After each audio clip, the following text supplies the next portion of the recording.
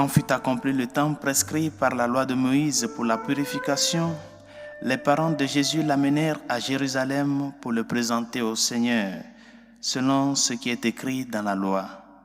Tout premier-né de sexe masculin sera consacré au Seigneur. Il venait aussi offrir le sacrifice prescrit par la loi du Seigneur, un couple de tourterelles ou 2 petites colombes. Or, il y avait à Jérusalem un homme appelé Siméon. C'était un homme juste et religieux qui attendait la consolation d'Israël, et l'Esprit Saint était sur lui. Il avait reçu de l'Esprit Saint l'annonce qu'il ne verrait pas la mort avant d'avoir vu le Christ, le Messie du Seigneur. Sous l'action de l'Esprit, Siméon vint au temple.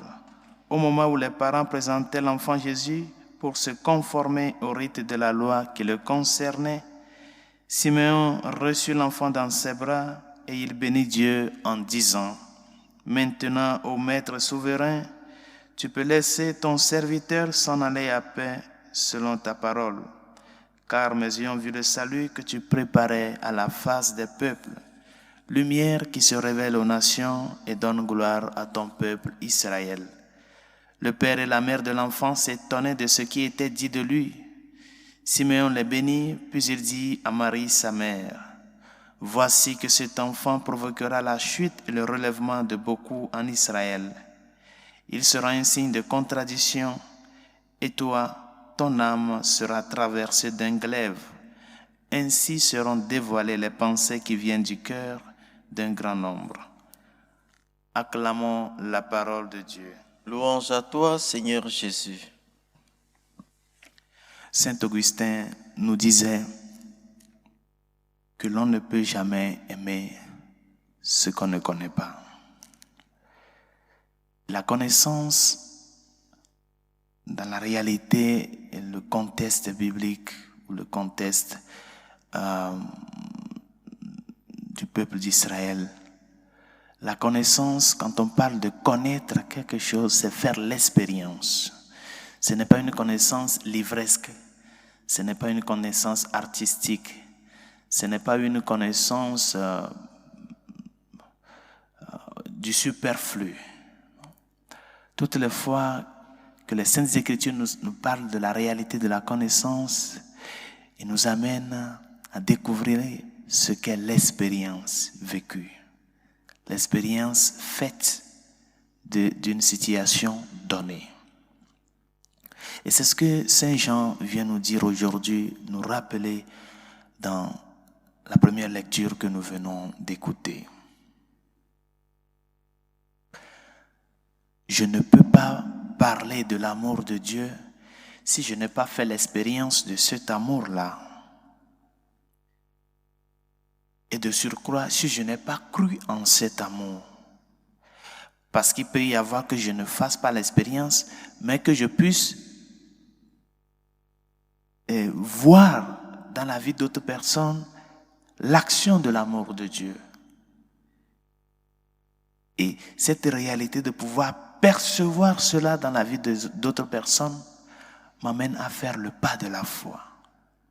Par conséquent, je ne peux pas parler de cet amour-là si je n'ai ni fait l'expérience de cela, ni je n'ai pas vécu cette expérience ou bien cette réalité dans la vie d'autres personnes. Il faut que je fasse mienne cette réalité première. Parce que l'amour de Dieu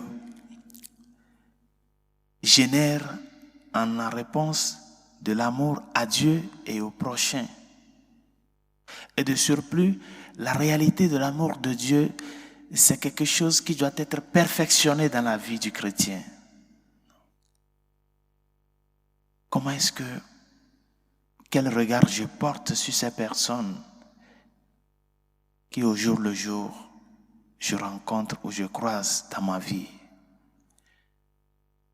Comment est-ce que je vis ma réalité de père de famille, d'époux?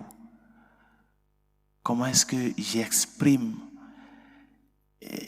cette responsabilité de mère de famille et d'épouse.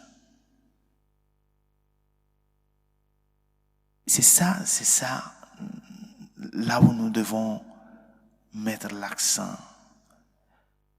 Parce que quand nous parlons de l'amour de Dieu, ce n'est pas une utopie. C'est quelque chose qui doit être perfectionné au jour le jour. Au jour le jour, nous sommes dans une logique de cheminement. Au jour le jour. Toujours chercher à parfaire ce que nous avons reçu du Seigneur. À donner du fruit. Et par conséquent, nous sommes appelés à ce que cette lumière que nous avons reçue se transforme en acte à travers les gestes que nous posons envers les autres. C'est à travers l'amour que nous puissions demeurer dans la lumière. C'est à travers ce geste que je vis, l'amour qui est exprimé à travers les œuvres, l'amour qui est exprimé à travers la réalité du vrai pardon, le pardon donné, le pardon reçu. C'est ça qui m'aide à pouvoir demeurer dans la lumière.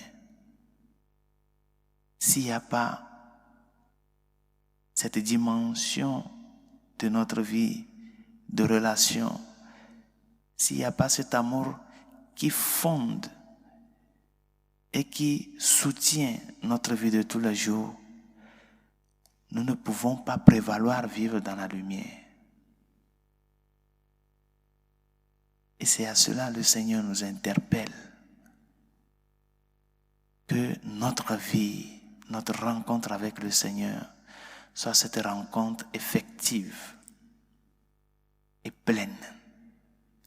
Une rencontre qui se donne dans la participation active à l'œuvre de notre salut. Et par conséquent, tous les jours, nous sommes appelés, comme cet athlète, à nous exercer, à lutter pour que ce que nous faisons aujourd'hui soit mieux que la vie que nous avons menée hier. Que notre vie soit cette dilatation de cet amour premier que nous avons expérimenté. Parce que la promesse de Dieu est une promesse qui se donne, qui se vit et qui s'accomplit. Et il a accompli en nous donnant la grande preuve de son amour pour nous. L'unique enfant qu'il a, l'unique fils qu'il a, il nous l'a donné pour notre salut. C'est ça la grande preuve de l'amour de Dieu dans la vie de l'homme.